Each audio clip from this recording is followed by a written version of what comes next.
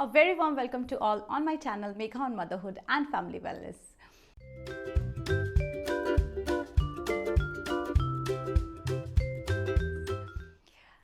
Hi to all mommies and would-be mommies. I hope you all are doing great.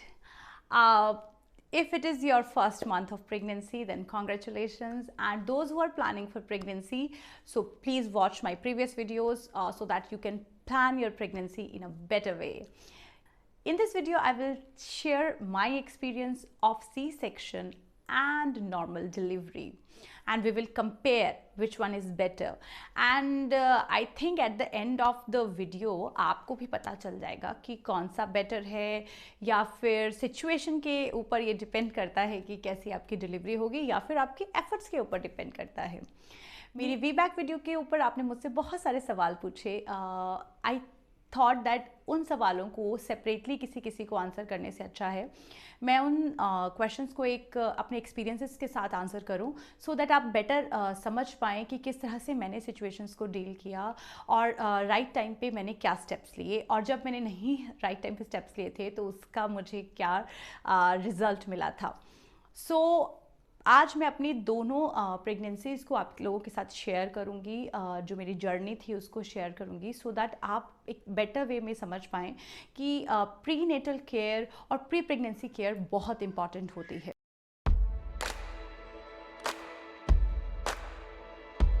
First pregnancy के time मेरी as 26 years थी. मेरा wait जो था वो 56 kg था, और मुझे कोई भी मेडिकल कंडीशन नहीं थी उस टाइम पे. नो डायबिटीज़, नो बीपी और कुछ भी ऐसा. Everything was normal at that time. और मैंने कुछ खास एक्सप्लोर नहीं किया था कि हमें प्रेगनेंसी से पहले भी कुछ प्री प्रेगनेंसी केयर जैसी कुछ टर्म्स होती हैं उस पर हमें फोकस करना चाहिए. ऐसा मुझे कोई आइडिया नहीं था, और ना ही मैंने कुछ सर्च किया था. आफ्टर कंसेप्शन सब चीज़ें ठीक से ही जा रही थी. मुझे मॉर्निंग सिकनेस जो है फर्स्ट ट्राइमेस्टर में बहुत ज़्यादा हुई थी, और but everything was okay at that time. But third month पे डॉक्टर ने मुझे बताया कि मेरा जो एमनियोटिक फ्लूइड का वॉल्यूम है वो कम हो रहा है. एमनियोटिक फ्लूइड की जो डेफिशिएंसी है वो बहुत क्रिटिकल होती है. ये आपको मोस्टली बहुत सारी लेडीज़ को उनके लेट फेज ऑफ प्रेगनेंसी मतलब थर्ड ट्राइमेस्टर के एंड में होती है, बट मुझे ये प्रॉब्लम अपने फर्स्ट ट्राइमेस्टर में ही हो गई थी, जिसकी वजह से मेरी जो प्रेगनेंसी जर्नी थी उसकी कॉम्प्लिकेशंस बहुत बढ़ गई थी. डॉक्टर के अकॉर्डिंगली उसके पीछे कुछ भी रीज़न हो सकता है, बट मेरे रीजंस कुछ क्लियर नहीं थे क्योंकि मैं बिल्कुल नॉर्मल थी, और उसके बाद भी मुझे जो है ये एमनियोटिक फ्लूइड की डेफिशिएंसी हो गई थी. एमनियोटिक फ्लूइड एक ऐसा फ्लूइड है जो वूम में बच्चा जिसके अंदर ग्रो करता है, विगल करता है, उसको स्पेस प्रोवाइड करता है. इवन उसका लाइफ जो है इन द वूम वो एमनियोटिक फ्लूइड के लेवल के ऊपर बहुत डिपेंड करता है. अगर एमनियोटिक फ्लूइड जो है वो कम होता है तो बच्चे के लंग्स अच्छे से डेवलप नहीं करते हैं, और समटाइम्स अगर उसे प्रॉपरली डील नहीं किया जाए तो मिसकैरेज हो जाता है, या फिर स्टिल बर्थ होता है. सो ये जो सिचुएशन थी ये बहुत क्रिटिकल थी क्योंकि मुझे मेरी बहुत अर्ली फेज़ में ही हो गया था. एंड अर्लियर डॉक्टर ने मुझे ओरली बहुत सारी मेडिसिन प्रिस्क्राइब करी थी, एंड बट उन्होंने कहा था कि लेट्स सी कैसे ये रिकवर होता है कि नहीं होता है, नहीं तो मुझे इंट्रावेनस जो है फ्लूइड वो देंगी, जिसकी वजह से मेरा एमनियोटिक फ्लूइड का लेवल जो है वो मेंटेन रहे. 5th मंथ तक उन्होंने मुझे ओरली ही मेडिसिन दिया, बट मेरा जो एमनियोटिक फ्लूइड था उसका जो लेवल था वो मेंटेन नहीं हो रहा था. एंड देन डॉक्टर डिसाइडेड कि मुझे जो है आईवी के थ्रू फ्लूइड्स देने पड़ेंगे. सो मुझे हर वीक 5th मंथ से लेकर टिल माई डिलीवरी मुझे 15 बार जो है वो फ्लूइड जो है आईवी के थ्रू दिया गया है. तो हर हफ्ते एक बहुत बड़ा कैनुला मेरे हाथ पे लगता था, और मुझे 3 घंटे या 4 घंटे तक बिकॉज वो बहुत स्लोली दिया जाता है. सो एवरी वीक ये प्रोसेस मेरे साथ होता था, बट इसके पीछे के कोई रीज़न जो थे वो क्लियर नहीं थे. रेस्ट ऑल सब कुछ अच्छा था, बेबी की ग्रोथ भी नॉर्मल थी, बाकी मेरे सारे पैरामीटर्स नॉर्मल थे, बट मेरा एमनियोटिक फ्लूइड का लेवल था वो स्टेबल नहीं हो रहा था, वो कम ही रह रहा था. ये एक बहुत ही क्रिटिकल पॉइंट था, बिकॉज डॉक्टर ने मुझे कहा था कि इतने लंबे टाइम तक आर्टिफिशियली फ्लूइड्स देकर बेबी को अंदर ही रखना वूम में ये बहुत डिफ़िकल्ट होगा। सो 7th मंथ में तो उन्होंने मुझे कहा था कि चीज़ें बहुत अच्छी नहीं जा रही हैं। So I was very worried that time, but मुझे पूरा भरोसा था अपने ऊपर कि जो भी सिचुएशन होगी मैं I try, I be positive, और मैं उसके साथ फाइट करके अपने बेबी को सेफ रखूँगी, और चाहे जो भी हो मैं किसी भी सिचुएशन के साथ हार नहीं मानूँगी।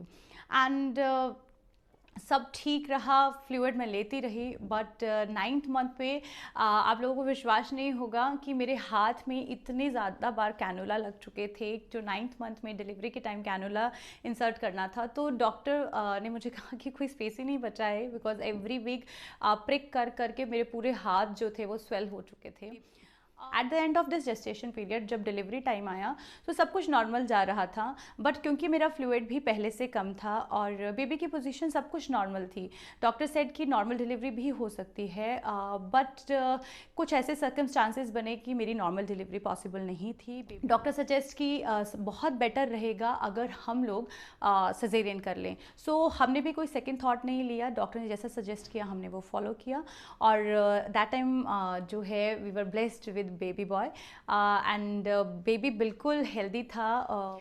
बेबी का वेट जो था वो 2.8 kg था, वो बिल्कुल हेल्दी था। मेरा weight at the time of delivery 74 kg था, जो मेरे नॉर्मल वेट से बहुत ज़्यादा, बिकॉज मेरा नॉर्मल वेट 56 था और अब 74 हो गया था, तो डॉक्टर के अकॉर्डिंगली ये बहुत ज़्यादा वेट गेन कर लिया था। तो ये भी एक वन ऑफ द रीज़न था मेरी नॉर्मल डिलीवरी इसके वजह से भी नहीं हुई थी, और दूसरा एमनियोटिक फ्लूइड की लेवल प्रॉपर नहीं होने की वजह से भी मेरी नॉर्मल डिलीवरी नहीं हुई थी। मेरे फर्स्ट प्रेगनेंसी एक्सपीरियंस से कुछ चीज़ें मुझे बहुत क्लियर थी कि प्रेगनेंसी से पहले भी हमें अपनी बॉडी पे, हेल्थ पे काम करना बहुत ज़रूरी है। अगर आप नॉर्मल आपका वेट है और आपको कोई प्रॉब्लम नहीं है, तब भी आपको अपने हेल्थ केयर के साथ बात करनी चाहिए, आपको अपनी गायनी के साथ बात करनी चाहिए, उनके साथ डिस्कस करना चाहिए कि क्या प्री प्रेगनेंसी केयर क्या होती है, वाई इट इज़ इम्पॉर्टेंट, उसके लिए क्या करना चाहिए। आई थिंक ये बहुत इंपॉर्टेंट पॉइंट्स हैं जो हर एक वुमेन को या वुड बी मदर को पता होने चाहिए, बिकॉज एक हेल्दी बेबी के लिए एक हेल्दी प्रेगनेंसी होना बहुत इंपॉर्टेंट है।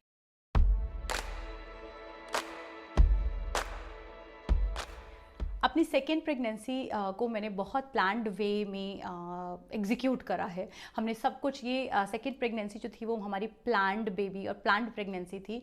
उसमें प्लानिंग ये थी कि हमें प्री प्रेगनेंसी केयर भी लेनी है, प्री नेटल केयर भी लेनी है, और जिससे कि जो बेबी और जो पूरा का पूरा जेस्टेशन पीरियड है ये बिल्कुल हेल्दी जाए और बेबी भी हेल्दी रहे, और मुझे कोई भी जो मेरी फर्स्ट प्रेगनेंसी में प्रॉब्लम हुई है वो दोबारा से रीअकर ना हो। जो प्री प्रेगनेंसी केयर होती है जिसमें हम प्रेगनेंसी से पहले डॉक्टर हमें कुछ गाइडलाइंस देते हैं, डॉक्टर हमें कुछ नॉर्मल मेडिसिन प्रिस्क्राइब करते हैं। ये मेडिसिन मेजरली ना फॉलिक एसिड होता है, बिकॉज फॉलिक एसिड का बहुत इंपॉर्टेंट रोल रहता है बेबी के ब्रेन डेवलपमेंट में और हेल्दी प्रेगनेंसी में। तो फर्स्ट ट्राइमेस्टर मेरा वैसा ही था, बहुत ज़्यादा क्रिटिकल, बहुत ज़्यादा। मेरा वेट जो था फर्स्ट ट्राइमेस्टर में 56 kg था, और इसके एंड तक मेरा वेट 52 kg चला गया था, बिकॉज मेरे को इतनी ज़्यादा प्रॉब्लम हुई है इसमें, मॉर्निंग सिकनेस और जो भी परेशानियां फर्स्ट ट्राइमेस्टर में होती हैं वो मुझे सब बहुत अच्छे लेवल से हुई हैं।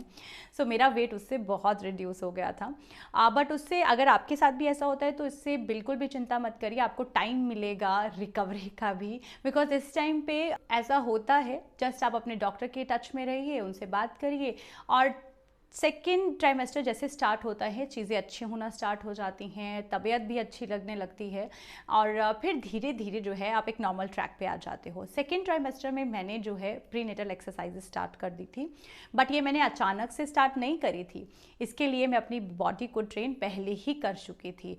सो सेकेंड ट्राइमेस्टर में एक्सरसाइज करते वक्त मुझे कोई कॉम्प्लिकेशंस नहीं हुई। एक्सरसाइजेस की वजह से जो मेरी ओवरऑल बॉडी की हेल्थ थी वो प्रॉपर मेंटेन रही, एमनियोटिक फ्लूइड का वॉल्यूम प्रॉपर मेंटेन रहा, मुझे कोई भी डेफिशिएंसी नहीं हुई। सो मैंने ये एक्सपीरियंस किया कि अगर हम प्लान्ड वे में चीज़ें करते हैं तो जो बहुत सारी क्रिटिकलिटीज़ आ सकती हैं उन्हें हम ओवरकम कर सकते हैं। सो वही मेरे साथ भी हुआ, मुझे बिल्कुल पॉजिटिव रिजल्ट्स मिलते गए थ्रू आउट द प्रेगनेंसी। और अगर आपका पहला सी सेक्शन हो चुका है तो 3 पॉइंट्स रहते हैं जो बहुत इंपॉर्टेंट है, जो डिसाइड करते हैं कि आपकी नॉर्मल डिलीवरी होगी या नहीं होगी। वो 3 पॉइंट्स हैं आपकी स्कार थिकनेस, जो पहला सी सेक्शन है उसकी थिकनेस कितनी है, आपको पेन जो है वो नेचुरली इंड्यूस हो जाती है अगर, तो बहुत अच्छी बात है, and third weight of the baby. मेरे केस में जो स्कार थिकनेस था वो तो बिल्कुल करेक्ट था, स्टैंडर्ड लेवल के अकॉर्डिंगली मेरी जो स्कार थिकनेस थी वो बिल्कुल उतनी थी जितनी होनी चाहिए। सेकेंडली मुझे बट पेन जो था वो नेचुरली नहीं इंड्यूस हुआ था, और थर्ड मेरा जो बेबी का ग्रोथ था वो बिल्कुल नॉर्मल था, वो अंडर वेट बेबी नहीं था। मेरे बेबी का जो वेट था वो 37th वीक पे 3+ हो चुकी थी। सो डॉक्टर सेड कि अगर इसी तरह से अगर हम 2 वीक्स और वेट करते हैं नेचुरल पेन के लिए तो फिर नॉर्मल डिलीवरी के चांसेस जो हैं वो कम हो जाएंगे। सो डिस्कशन के बाद डॉक्टर ने हमें कहा कि आपको जो पेन है वो नेचुरली इंड्यूस नहीं हो रही है, तो उसे अब हम इंड्यूस करेंगे, and for that they gave us a date, और according to that date we went there. और डॉक्टर मुझे जो था वो मेडिसिन के थ्रू इंड्यूस नहीं कराना चाहते थे, बिकॉज अगर आपका सिजेरियन हो चुका है तो आपको इंडक्शन के लिए जो मेडिसिन देते हैं वो भी उसका हायर कंसंट्रेशन नहीं दे सकते हैं, बिकॉज उससे हमारा जो प्रीवियस स्कार है वो रप्चर हो सकता है। सो डॉक्टर ने मुझे मैकेनिकल इंडक्शन करा था, जिसे बैलूनिंग के थ्रू इंड्यूस करी थी पेन, और लकीली उस प्रोसीजर से मेरी जो पेन्स थी वो स्टार्ट हो गई, कंट्रैक्शन स्टार्ट हो गई, एंड 12 घंटे की लेबर पेन के बाद फाइनली मेरी डॉटर जो है वो डिलीवर हुई। तो second time we were blessed with a baby girl. जो नॉर्मल डिलीवरी के बाद का ये जो मेरा एक्सपीरियंस था ये मेरे लिए बिल्कुल नया था, बिकॉज सी सेक्शन के बाद का जो एक्सपीरियंस होता है उसमें आपको सिर्फ एक स्कार पे दर्द होती है, बट नॉर्मल डिलीवरी के बाद की जो सिचुएशंस हैं वो भी बहुत क्रिटिकल होती हैं 4-5 डेज़ के लिए, तो वो भी कॉम्प्लेक्स रहती हैं। नॉर्मल डिलीवरी में भी आपको जो है वो कट लगता है, जिसे हम एपिस्टोमी कहते हैं, और इसमें इसके स्टिचेस भी बहुत पेनफुल होते हैं, इसको भी रिकवरी में बहुत टाइम लगता है, इवन आपको बैठने में भी काफ़ी दिक्कत होती है। तो फर्स्ट 7 डेज़ जो मेरे नॉर्मल डिलीवरी के थे वो भी बहुत क्रिटिकल थे, उसमें भी मैंने बहुत पेनफुल एक्सपीरियंस किया है, पेनफुल डेज़ एक्सपीरियंस किए हैं। मैं ये नहीं कहूँगी कि आपको नॉर्मल डिलीवरी के बाद सब कुछ ऐसे स्मूथ जाता है, ऐसा नहीं है।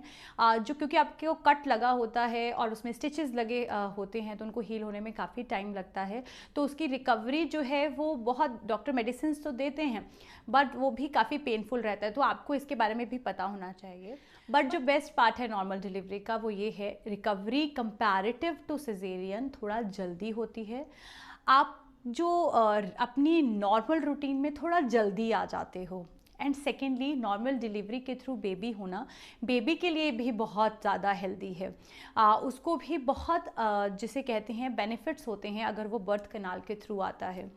एंड जो मेरा बॉडी वेट था, नॉर्मल बॉडी वेट रीगेन करने में मुझे पता ही नहीं चला, मेरा बॉडी वेट आराम से दोबारा रीगेन हो गया 6-7 मंथ में, और मुझे कोई एक्स्ट्रा एफर्ट्स नहीं करने पड़े। तो ये कुछ बेनिफिट्स हैं जो मुझे लगे हैं कि हाँ, नॉर्मल डिलीवरी में ये बेनिफिट्स रहते हैं। बट जितनी भी चीज़ें मैंने आप लोगों के साथ शेयर करी है डेफिनेटली आप लोग फॉलो करिए, ताकि कोई भी कॉम्प्लिकेशंस अगर आपकी जेस्टेशन पीरियड में या प्रेगनेंसी में आ सकती हैं, उसको आप इन छोटे छोटे स्टेप्स को फॉलो करके अवॉइड कर सकते हैं, और एक हैप्पी हेल्दी प्रेगनेंसी के साथ आप अपने हेल्दी बेबी को वेलकम कर सकते हैं अपनी लाइफ में। सो विद दिस, अगर आपको ये वीडियो अच्छी लगी है तो please subscribe to my channel, like this video, comment, अगर आपको कोई भी क्वेश्चन है तो आप मुझसे पूछिए, और share with your friend, family, और जो भी एक्सपेक्टिंग लेडीज़ हैं उनके साथ शेयर करिए।